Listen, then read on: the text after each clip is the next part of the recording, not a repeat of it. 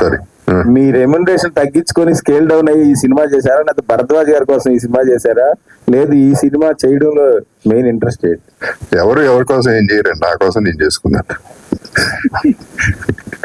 నాకు advantage. Okay, ఈ సినిమాకి వస్తే భరద్వాజ గారు చెప్పిన దానికి I want add little more Bhopal. వాళ్ళ కోఆపరేషన్ గవర్నమెంటే కాదండి, పీపుల్ కూడా. ఈ సినిమా ఇంత రిచ్ గా రావడానికి రీజన్ వాళ్ళే. ఇప్పుడు సదర్ మంజిల్ అని నేను ఉన్న హోటల్, అది ప్యాలెస్, వాళ్ళు ఫ్రీగా ఇచ్చారు. అంటే వాళ్ళ మనసు అటువంటిది. అందరూ కూడా ఏం చేసుకోండి, అభిమానం, విపరీతమైన అభిమానం. సినిమా అంటే మంచోళ్ళు, ఏదైనా ఫ్రీగా చేసుకోండి అనే పద్ధతిలో ఉన్నారు. So this is a big film. Making కూడా మామూలుగా అయితే బిగ్ ఫిల్మ్ అయ్యేది. ఇది అయిందంటే కోఆపరేషన్ వాళ్ళది. I also like to mention అంటే దీంట్లో ఇక్కడ ఉన్న టీం పైన స్టేజ్ మీద ఉన్న అందరి దగ్గర నుంచి ఒక్కొక్కటి నేర్చుకున్నాను నేను. Because I like learning and life is about learning.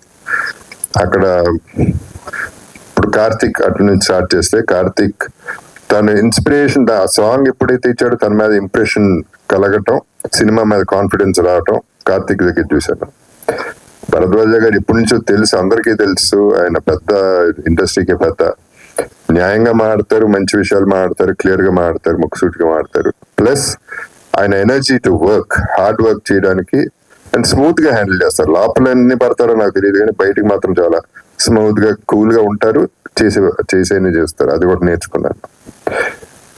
చేసేయండి ఇంకేం చేశారు నాకు తెలియదు, ఆయన నవ్వుకుంటున్నారు.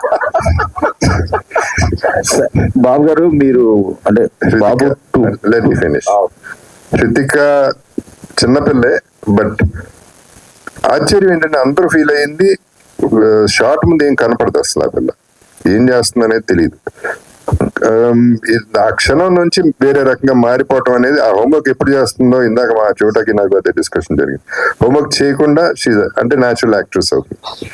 అది కాకుండా she has this being with her self, తనతో తన టైం ఎక్కువ స్పెండ్ చేస్తా ఉంటుంది, which is a wonderful thing. అది కూడా మంచి విషయం తన దగ్గర నేర్చుకోవాల్సింది, అందరూ నేర్చుకోవాల్సింది.